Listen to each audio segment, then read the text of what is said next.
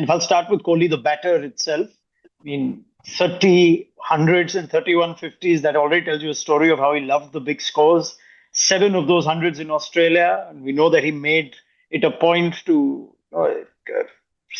stamp his authority when it came to the Border Gavaskar Trophy. But what for you is the greatest hallmark of Kohli, the Test batter?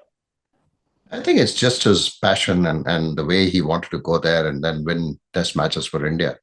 As a batter, he was always, wanting to score those big runs and make it count.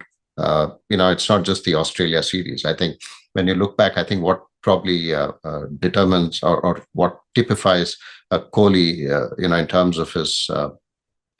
of his hard work and how he wanted to sort of make things work was probably the England series, right? The previous England series was something that he had to forget. It was a forgettable England series. And then the next series that he travels to England, he makes it count. He goes there, scores runs, and the determination that you could see on his face whenever he went into bat was absolutely outstanding. And that certainly sort of percolated through to the rest of the players as well. When you know that a quality and the ability of a Kohli is there in the middle, it's not just the players who sort of feed off that, but I'm sure the opposition felt it. Opposition knew that, look, if you had to go past a Virat Kohli in these circumstances, it's not going to be easy.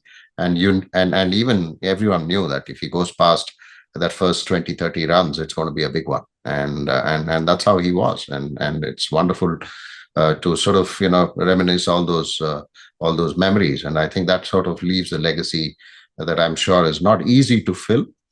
India will certainly miss the likes of Rohit and Virat in England. Yes, Kohli the player, Rohit the player and the captain. It's not just their miss in that playing 11, but also their presence on the field in terms of the aura that they sort of create within the dressing room, the confidence that the other players feel in their presence. All of that will be missed.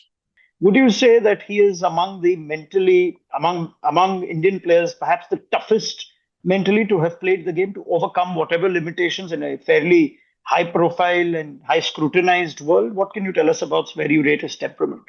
I think, anyone who's had a successful career, will certainly be having that mental fortitude, and someone of Virat's caliber was very evident. Like I mentioned, the previous series that he toured to England in 2014 had a disastrous tour. I mean, he didn't score many runs.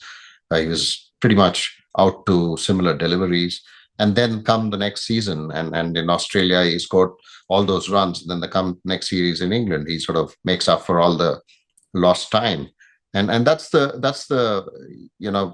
man. I mean, that's the determination that you need to have to play at this level. I'm sure with the kind of change or transformation, you may call it, that he made when being that chubby young cricketer walking into the Indian changing room. Of course, I first saw him at RCB, but beyond that, when he first made his international debut, he was still he had that chubbiness about him, and then the transformation that he made in terms of his fitness certainly rubbed off on his game, and it sort of then creates that mental fortitude. When you're so physically driven, you want to sort of make up that mind to be that perfect cricketer. When it comes to your physical fitness, how you want to play the game, how you want to be seen on the field, how you want to sort of manage your cricketing career, I think Virat is a perfect example of that.